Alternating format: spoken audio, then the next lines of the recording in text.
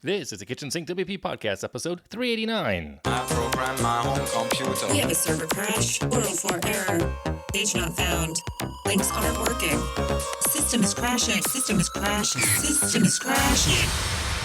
Your old HTML website, barely alive.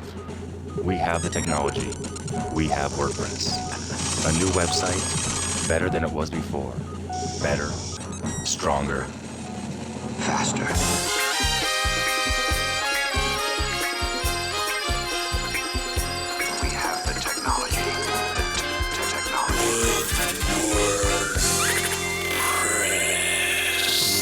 Hello, everybody. This is Adam Stover, the host of the Kitchen Sink WP podcast. Thanks for being here. Let's get started. All right. First and foremost, upcoming events. We have one this week, actually. It's middle of the week. It's WordCamp Florianópolis in Santa Catarina, Brazil. I hope I said that correctly. Florianópolis. Yeah, Santa Catarina. It's in Brazil, August 11th and 12th. So a few days after this episode drops, that will be an event online, of course. So there's that. Is that it for the for the upcoming events? Segment one, moving on here to segment one. In the news, we have two things to talk about here. First and foremost, call for speaker nominations for WordCamp US 2021. This will be an entirely online event taking place on Friday, October 1st. So one day, and they're looking for speaker nominations. There's a link on the show notes, us.wordcamp.org. There's a blog post, but I'll go ahead and put a link in the show notes as well. But if you want to have people, someone you know that you want to nominate to speak, I mean, yours truly, I guess, there's a form to fill out. So there's that. All right. Also in the news and the alignment with things being acquired and companies merging, I want to announce one here. Scott Delizio and Cody Landenfield started a new venture called Amp Mode. They have merged. Scott had Amplify plugins. Cody is Mode Effect. They're both in Arizona. They are merging their companies, kind of starting a new venture, if you will, to that complement each other. So congratulations to both of them, and I expect great things from that marriage of amazing minds. All right, there you go. So that's it in the news. Moving on, segment two, the meat potatoes of this week's episode, Ecommerce Alternatives. Once again, another month, another e-commerce platform for me to review as to compare to the, quote, elephant in the room, aka WooCommerce, because WooCommerce is like a de facto standard these days in WordPress. But of course, it got me thinking the last 3 or 4 months. Last month, I did, PrestaShop, I believe. This month, we're going to check out Shopify. They are a big platform, obviously, out there. I can recognize many of their sites, but not always. I have to sometimes look at the code to see what's going on there. But anyway, so I did that this last week here. And headed over to the website, I see they have a free 14-day trial, no credit card required. So I signed up. I used my email address. I gave the store shop a name, and then I was presented with a question. There's like a little onboarding here. It says, tell us a little about yourself. Are you already selling? Which system do you use? Which system do you use the most? I had that a couple of times, the same question a few times. That's weird. But actually here, what I did take was a screenshot. The questions I asked were this. Oh, no, I guess not. I don't have that screenshot. What system you use? Amazon, Big Cartel. They want to know where you're coming from. What do you use currently? WooCommerce is one of those. And based on your answers, the form changes. So it's dynamic. So anyway, are you setting up a site, a store for your client or for yourself, etc.? You could also skip these questions. And I'm sure, and I'm guessing here, but I'm 99% sure that based on how you answer the questions may determine the follow-up email sequence that you may get in the future. So keep that in mind. I went ahead and skipped the questions because I was just kind of get through this real quick. And then from there, the next set of information they want is an address so you can get paid. And then you click Create Store. And it was pretty quick. That was it. I'm done. No, I'm kidding. There's more. Once that happens, I'm given the dashboard, the back end of your store dashboard, very common situation there. Standard stuff. On the left side, going down was, home, orders, products, customers, analytics, marketing, discounts, and apps. On the top bar in the center section, kind of an older design in my opinion. It was kind of like a single column, rounded edges. I don't know. Anyway, it said select a plan because it says I'm in a trial, but we'll come back to that a little bit later.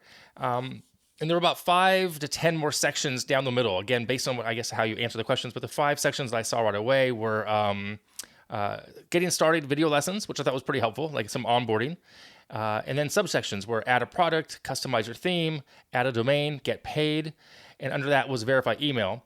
So I dove right in because I always want to just kind of get right to what I want to do and sell something. So I went in and I added the product. And once again, it's the same ebook that's over on my site. It's my CRM email templates ebook. I went in, I added the title, description, and cover image, price, and inventory if I wanted to. I unchecked physical product because I don't have, it's not physical, it's just an ebook. And then once you do that, the shipping area goes away. There's no shipping addresses or cost of shipping, it goes away. So good to go, easy enough. I then went over to the discounts tab from that left side, when I mentioned a minute ago, because I always like to see about coupon codes and whatnot. And I created a coupon code for a fixed amount of 50% off. And I said, and that setting there also allows for me to apply it to all things, specific collections, or specific products, which I thought was kind of nice. It's really easy to figure that out. The logic there was really simple, which I thought was cool. You can also give how many times you want to use the coupon, the code, and that kind of thing. Very common things there as well. So then that was all said and done. I then wanted to check out the store. I wanted to see my site. And I went through, looked at the page, and the home page is full of placeholders, images, and text. And then there's a button that says for catalog for the products. So I thought, great. Let me go look at that. And there it is. But I thought I wanted to remove the homepage. I don't need it at the moment. I can see the purpose of it. I can see the use case, but I don't want that at all. I just wanted my product only. I went online to the online store settings, the navigation. I removed the home from the menu, and I thought that would enable just the catalog, but it didn't.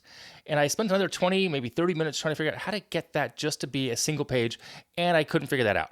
I kind of gave up at the moment. I figured I could do it. There's got to be a way, but 30 minutes, I'm like, you know what? Not worth it.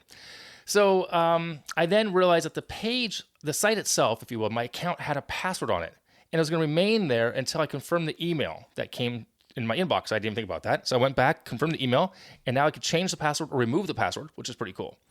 So that's fine. But I also wanted to see more of how the store would work, and apparently I couldn't do some of that unless I picked a plan.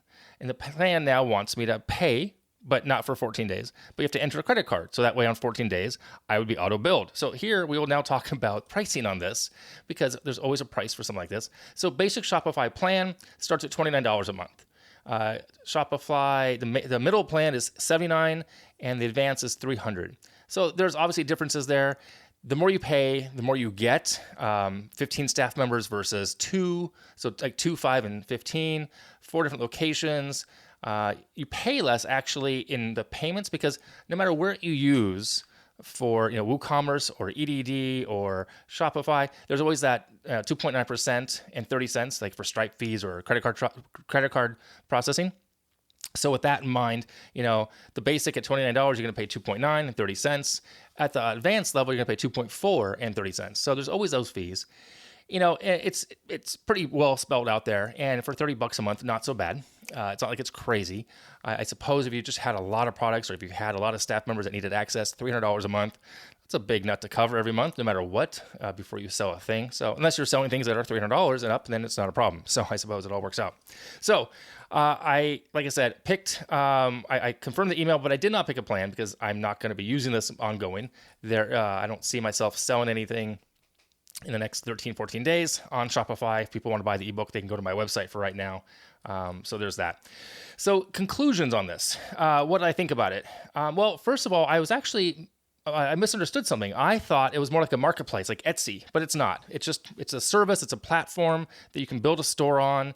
And actually, there's a lot of integrations, by the way. So there's not a standalone offer. It is a standalone offering. There's no marketplace per se.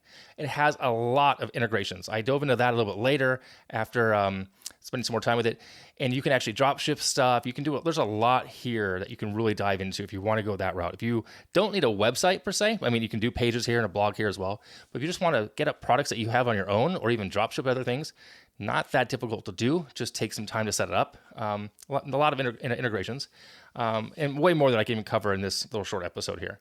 Is it better than others I've tested? Yes, I think so. It's a hosted solution. So I'm imagining there's probably a lot more support, maybe better support, because if you're paying for something like this, there's going to be protections there. There's going to be support and, just a place you can go and forums, I'm sure. Whereas with Precious Shop and some other, or Instacart, well, not Instacart, one of the other ones I did, it's open source. So again, it's a different type of community, but there you have it. So am I going to move over to it? Not today, not tomorrow, but I wouldn't mark it off my list as a no-go at all, just because It's not that hard to set up. And for $30 a month, not terrible, honestly. So, for what I would possibly need, I can't imagine needing anything more. $80 would get me fraud analysis and some professional reports. But nonetheless, I would always start off with the lowest and move my way up as things graduated to that level. So I'm curious, any of you ever use Shopify, and do you actually tie it into a WordPress site? Because I guess you could do that as well. You could have the WordPress site and your blog and some of your content on the site, and you can send people to a store somewhere else. You can do that with any kind of platform, of course, but